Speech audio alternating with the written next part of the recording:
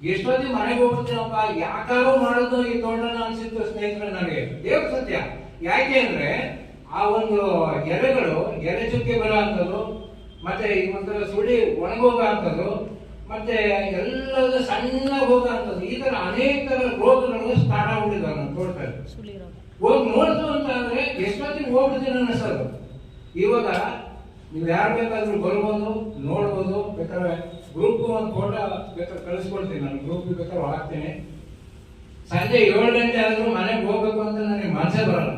ನೆನ್ನೆ ಸಂಜೆನೂ ಕೂಡ ಯಾಕೆ ಹೇಳ್ತಾ ಇದ್ದೀನಿ ಅಂದ್ರೆ, ನೆನ್ನೆ ಸಂಜೆನೂ ಕೂಡ 7:30 ಫುಲ್ ಕತ್ತೆ ಹೋಯ್ತು ಅಂದ್ರೆ ಬೈತಾ ಇದ್ರು, ಯಾಕೆ ಎಷ್ಟೋ ತನಕ ಇರ್ತೀರಿ ಅಲ್ಲಿ ಅಂತ.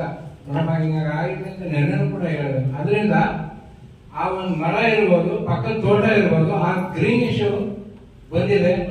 ನನ್ನ ಒಟ್ಟು ಟೋಟಲಿ ಕಳೆದ ವರ್ಷ ಬರೀ 63 ಕ್ವಿಂಟಲ್ ನನ್ನ ಅಡಿಕೆ ಆಗಿದ್ದು, 125 ಕ್ವಿಂಟಲ್ ಈ ವರ್ಷ ನಾನು ಅಡಿಕೆ ತೆಗೆದಿದ್ದು. ಸಾಕ್ಷಿ ಸಮೇತ ಆ ತೂಕ ಆಗಿದ್ದು ನಾನು ಬ್ಯಾಗಲ್ಲೇ ಇದ್ದು ಬೆಳೆದು ಕೂಡ ತೋರಿಸ್ತೇನೆ, ಕೇಳಿ ನೋಡಿ ಸ್ನೇಹಿತರೆ.